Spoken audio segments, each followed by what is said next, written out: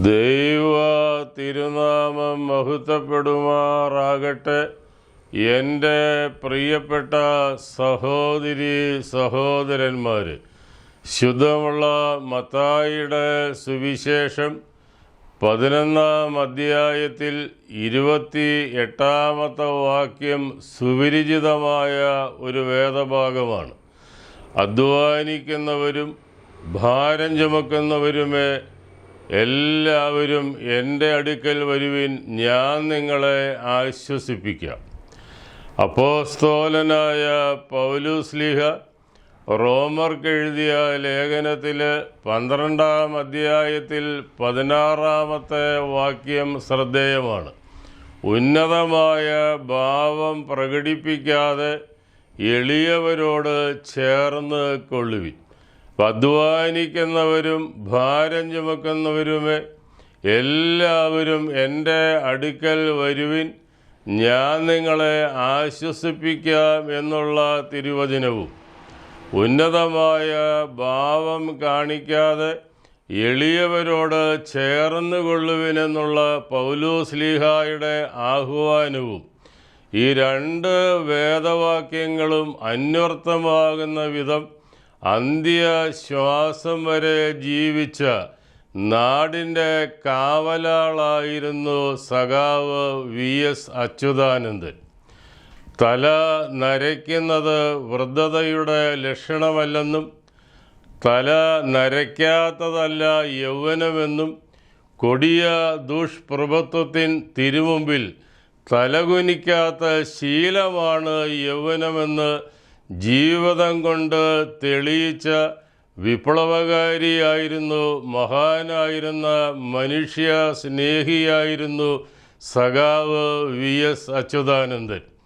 അദ്ദേഹത്തിൻ്റെ പൊതുജീവിതം ആരംഭിച്ച കാലം മുതൽ വെണ്മയാർന്ന ഒരു ജുബയാണ് ധരിച്ചിരുന്നത്.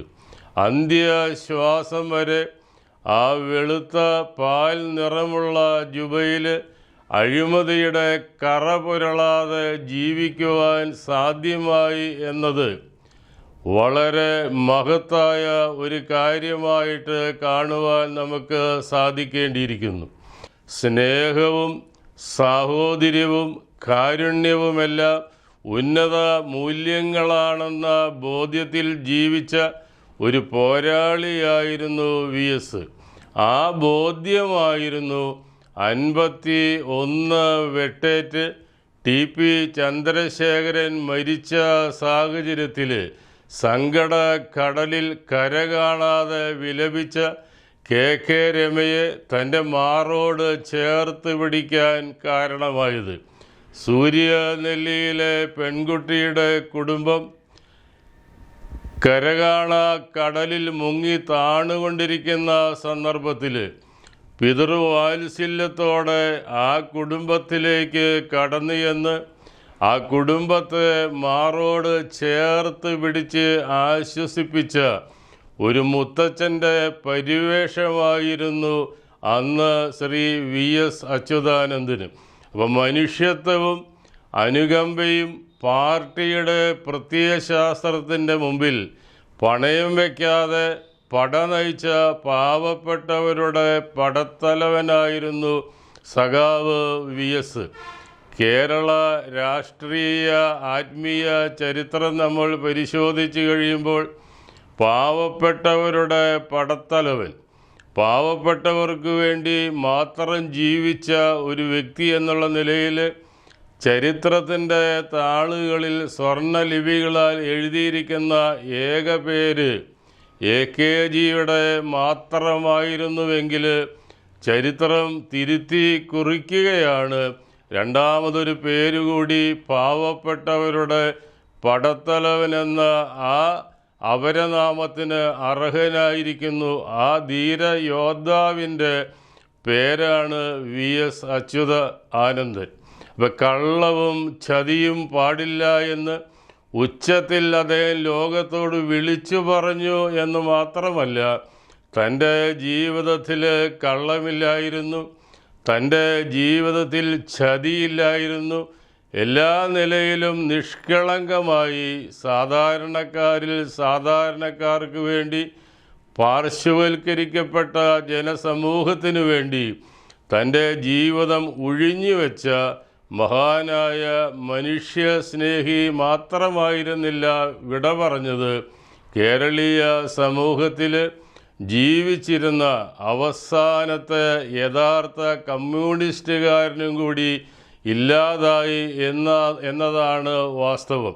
അപ്പോൾ അതുകൊണ്ട് തന്നെ നമ്മുടെ ഈ സാമൂഹിക ജീവിതത്തിൽ ഈ കടന്നുപോയ VS അച്യുതാനന്ദൻ എന്ന് പറയുന്ന മനുഷ്യസ്നേഹി നമുക്ക് നൽകുന്ന വലിയ സന്ദേശമെന്ന് പറയുന്നത് ശുദ്ധമുള്ള മത്തായിയുടെ സുവിശേഷം 11-ാം അധ്യായത്തിൽ 28-ാമത്തെ വാക്യം തന്നെയാണ്. അധ്വാനിക്കുന്നവരെ, ഭാരം ചുമക്കുന്നവരെ അദ്ദേഹം അന്വേഷിച്ച് ചെന്നു. അധ്വാനിക്കുന്നവരെ, ഭാരം ചുമക്കുന്നവരെ ചേർത്ത് പിടിച്ച് അവർക്ക് സ്വാന്തനം പകർന്നു നൽകുവാൻ വേണ്ടി മാത്രമായിരുന്നു ആ ജീവിതം ഈ സമൂഹത്തിന് മുന്നിൽ കാഴ്ചവെച്ചത്. അതിനോടൊപ്പം തന്നെ അദ്ദേഹം ഒരു തയ്യൽ തൊഴിലാളിയായി ജീവിതം ആരംഭിച്ചു. തൊഴിലാളി സംഘടനയുടെ നേതാവായി, പ്രതിപക്ഷ നേതാവായി, കേരളത്തിൻ്റെ മുഖ്യമന്ത്രിയായി, അതിലെല്ലാം ഉപരി കേരളത്തിലെ 3.5 കോടി ജനങ്ങളുടെ ഹൃദയത്തിൽ കണ്ണും കരളുമായി മാറിയപ്പോഴും അപ്പോസ്തലനായ പൗലോസ്ലീഹ പറഞ്ഞതുപോലെ റോമർക്ക് എഴുതിയ ലേഖനം 12-ാം അധ്യായം 16-ാമത്തെ വാക്യം തൻ്റെ ജീവിതത്തിൽ പ്രാവർത്തികമാക്കി ഉന്നത ഭാവം കാണിക്കാതെ മരണം വരെ അദ്ദേഹം എളിയവരോട് ചേർന്ന് നിന്നു. അതുകൊണ്ട് തന്നെയാണ് പലപ്പോഴും കള്ളവും ചതിയും പാടില്ല എന്ന് ഉച്ചത്തിൽ വിളിച്ചു പറഞ്ഞ ആ ധീരനായ യോദ്ധാവ് സ്വന്തം പാർട്ടിക്കകത്ത് പരാജയം ഉറപ്പായിരുന്നിട്ടും പത്മവ്യൂഹത്തിൽ നിന്ന് അഭിമന്യുവിനെ പോലെ അദ്ദേഹം പൊരുതി. VS അച്യുതാനന്ദൻ എന്ന് പറയുന്ന സഖാവിൻ്റെ മനുഷ്യ സ്നേഹിയുടെ ജീവിതം ഒരു തുറന്ന പുസ്തകമായിരുന്നു. ആ തുറന്ന പുസ്തകമായിരുന്നതിനാൽ കേരളീയ സമൂഹത്തിൻ്റെ തലമുറകളുടെ കണ്ണും കരളുമായി മാറുവാൻ അദ്ദേഹത്തിന് സാധിച്ചു. അപ്പോൾ VSനെ പോലെ ജനകോടികളുടെ ചങ്കിലെ റോസാപ്പൂവായി മാറുവാൻ ഇന്ന് ജീവിക്കുന്ന നമുക്ക് സാധ്യമാകേണ്ടിയിരിക്കുന്നു. കാരണം പാർശ്വവൽക്കരിക്കപ്പെട്ടവർക്ക് വേണ്ടി സങ്കടക്കടലിൽ നീന്തി തുടിച്ച് കൈയും കാലും ഇട്ട് അടിക്കുന്നവർക്ക് വേണ്ടി അവർക്ക് ഒരു അത്താണിയായി മാറുമ്പോഴാണ് തിരുവചനം നമ്മുടെ ക്രൈസ്തവ ജീവിതത്തിൽ അന്വർത്ഥമായി തീരുന്നത്. അപ്പോൾ ഞാനും നിങ്ങളുമൊക്കെ VSനെ പോലെ ജനകോടികളുടെ ചങ്കിലെ റോസാപ്പൂവായി മാറിയില്ലെങ്കിലും ക്രൈസ്തവ ജീവിതം നയിക്കുന്ന നമുക്ക് ദൈവികമായ സുഗന്ധം പരുത്തി ഇതുപോലെയുള്ള ഉത്തമ മാതൃകകളെ അനുകരിക്കുവാനുള്ള ഒരു മനോഭാവമെങ്കിലും ഉണ്ടാകേണ്ടിയിരിക്കുന്നു. അപ്പോൾ കേരളീയ സമൂഹത്തിൽ നിലവിൽ ഇനി അവശേഷിക്കുന്ന ആരും തന്നെ ഇല്ല VSനെ പോലെ എന്നത് ദുഃഖകരമായ ഒരു സത്യമാണ്.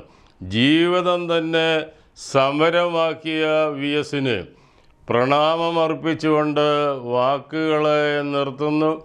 ദൈവം നിങ്ങളെ അനുഗ്രഹിക്കട്ടെ.